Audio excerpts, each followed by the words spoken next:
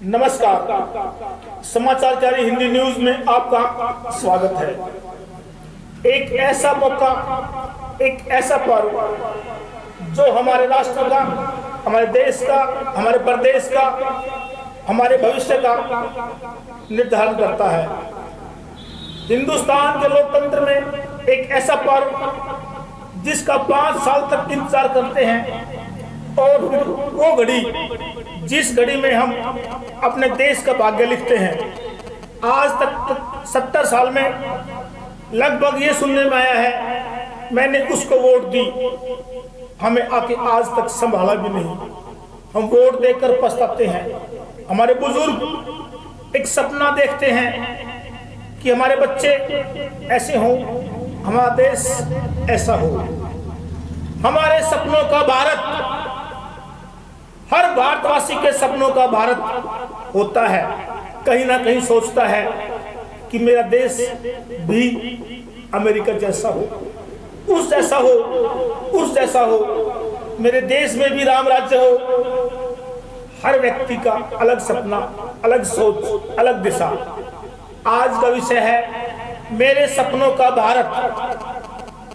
आज समाचार कार्यालय झज्जर बागली में समाज के वरिष्ठ व्यक्ति इसी चर्चा में शामिल होंगे।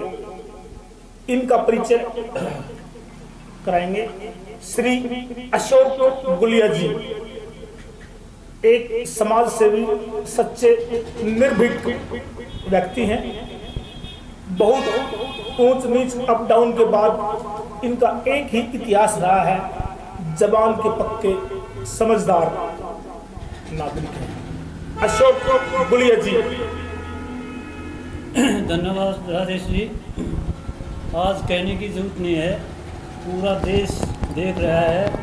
जो काम 70 साल में नहीं हुए वो 5 साल में हुए।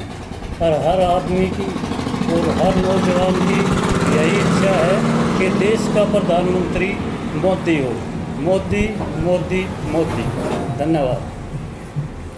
अशोक जी, मोदी मोदी मोदी। आज हम एक विषय है मेरे सपनों का भारत। मैं आपसे पूछता हूं कि आप किस भारत की कल्पना करते हैं? आप कैसा भारत चाहते हैं? हमें ऐसा भारत चाहिए जिसमें कोई भेदभाव ना हो, कोई जात पात ना हो, और बच्चों को रोजगार मिले, बुजुर्गों की इज्जत हो। जय माता की, जय धरती माता की। बहुत बढ़िया। जय माता की। मेरा भारत देश जिसमें बुजुर्गों का सम्मान हो, शिक्षा समानता हो, जातिवादी क्षेत्रवाद से ऊपर उठकर हर वर्ग के लोगों का सम्मान हो। बहुत अच्छा अशोक जी, आपके कुछ विचार। अभी इसी कड़ी में सूबेदार श्री भगवान जी भारतीय सेना से रिटायर्ड अधिकारी हैं। बहुत ही ईमानदारी, सादगी के साथ अपना जीवन जीते हैं। समाज की समस्याओं को समय समय पर बिना किसी भेदभाव को उठाते हैं। आज सूबेदार जी, आपके सपनों का भारत कैसा होगा? राजेश भाई, हमारा देश ऐसा हो जहाँ शांति हो, कोई जात पात नहीं हो, प्यार हो आपस में। जैसे ही अग्रवाद पर चल रहा है, कोई धर्म पर चल रहा है, ये नहीं हो। और शिक्षा पर ध्यान दिया जाए। और 5 साल हर एक पार्टी को मौका मिलता है, उसको ये थोड़ा है। उसके लिए एक मौका और मिलना चाहिए, जिससे ये पता चल जाए 10 साल में ये पार्टी क्या करेगी क्या नहीं। कोई भी पार्टी है, जिसकी भी सरकार आए, उसको 10 साल का मौका मिलना चाहिए। उससे ये पता चल जाता है कि ये पार्टी अब इससे आगे नहीं सक्सेसफुल होगी। जो अच्छा किया तो जनता को पता चल जाएगा, जो खराब किया तो जनता को पता चल जाएगा। तो पहली बात तो ये है कि अब ये जो क्षेत्रीय दल हैं, इनको भी ख़त्म किया जाए। सिर्फ देश में 2 ही पार्टी होनी चाहिए, या 3 ज़्यादा से ज़्यादा नेशनल पार्टी हो, और वे ही देश की तरक्की कर सकते हैं। क्षेत्रीय पार्टी हमारे देश में काफ़ी नुकसान करती हैं, ये नहीं होनी चाहिए। धन्यवाद। सूबेदार श्री भगवान जी, आपके विचार। अब एक समाज सेवी, भूतपूर्व ग्राम पंचायत सदस्य, वरिष्ठ नागरिक, ये कहीं जागरूक नागरिक, श्री सत्य प्रकाश मेंबर पंचायत ग्राम बादली।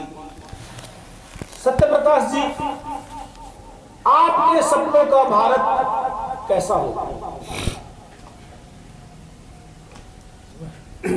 राजेश भाई, आपका धन्यवाद। भाई अशोक, भाई समेशन, श्री भगवान जी और तमाम टीम को मैं धन्यवाद करता हूं जो इस प्रोग्राम में शामिल किया। आज इस देश को जरूरत है तो मोदी की है। आज इस देश को चारों तरफ बाज की तरह नज़र लगाए बैठे हैं। उनको ये दिखाने के लिए अभी अगला प्रधानमंत्री भी मोदी होगा तो वो अपने आप को पीछे हट जाएंगे। दूसरा, कांग्रेस अपने ऐसे लीडरशिप से हारेगी, इसका दीपेंद्र का कोई कसूर नहीं है, सिर्फ हाई कमांड की वजह से कांग्रेस हारेगी और हारना भी चाहिए। 65-60 साल राज किया, मोदी को एक चांस और देना चाहिए। राम राज तभी आएगा तब मोदी दोबारा सत्ता में आएगा, वरना ये लोग खा जाएंगे भूखे बैठिए।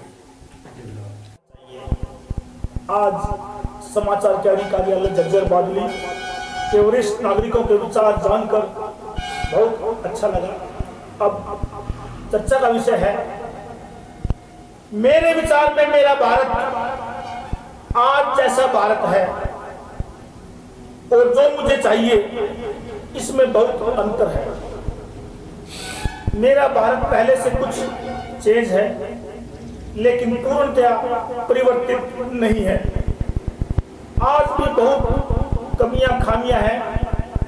आज मेरे देश में योग्यता का आधार जातिवादी क्षेत्रवाद है अवश्य है। आरक्षण, वोट लेने के लिए आरक्षण का उपयोग किया जाता है। आरक्षण का फायदा जिनको मिलना चाहिए, जिनके लिए आरक्षित है, उनको भी नहीं मिल रहा है। आरक्षण हमारे देश का बहुत बड़ा दुर्भाग्य है।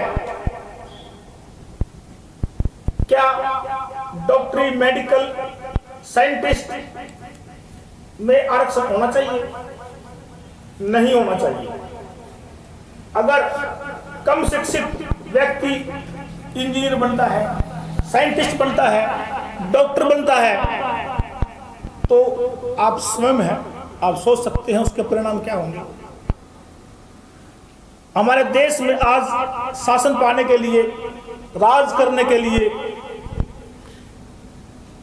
देश को खंडित करने वाली घटनाओं पर चुप रहा जाता है, मौन रहा जाता है।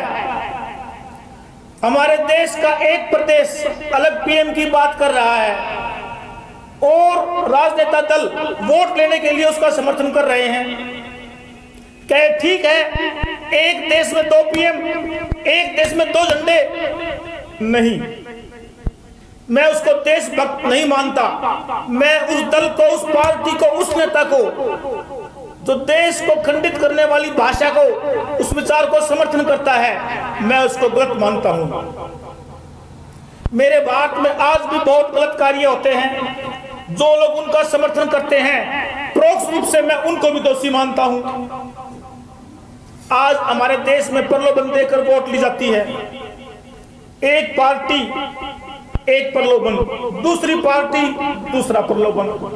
एक ने कहा मैं 15 लाख रुपए दूंगा, दूसरे ने बोल दिया मैं 72,000 रुपए साल के दूंगा। एक और बोलता है मैं आपको कर्जा माफ कर दूंगा। क्यों नहीं देश में प्लानिंग की जाती? क्यों नहीं खेती का राष्ट्रीयकरण करते? खेती घाटे का सौदा है, राष्ट्रीयकरण करो।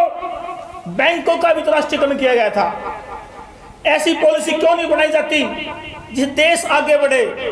नहीं, मुझे ऐसा देश नहीं चाहिए। मैं इस बात के पक्ष में नहीं हूं। महिलाओं के साथ बलात्कार होते हैं, भ्रष्टाचार होता है, सिर्फ कोर्ट तक चले जाते हैं। कोर्टों में केस इतने लंबे चलते हैं कि फरियादी मर जाता है। जब तक न्याय मिलता है उस न्याय का कोई अर्थ नहीं होता।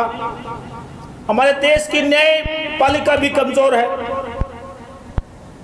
आज के भारत से हम संतुष्ट नहीं हैं। मेरे सपनों का भारत ऐसा हो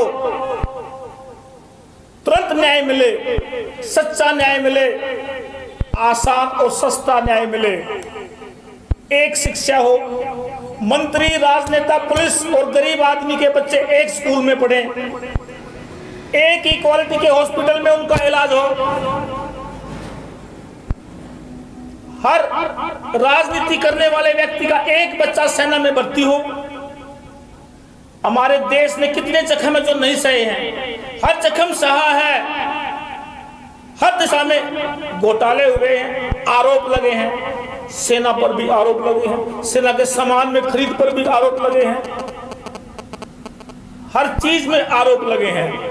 मुझे ऐसा भारत चाहिए जहां आरोप, हेराफेरी, भ्रष्टाचार का कोई स्थान नहीं हो। ऐसा मेरे सपनों का भारत है। सबको शिक्षा मिले, सबको सुरक्षा मिले, सबको सम्मान मिले, किसी को रोजगार की चिंता ना हो, तो ही तो देशभक्ति होगी। नमस्कार, धन्यवाद।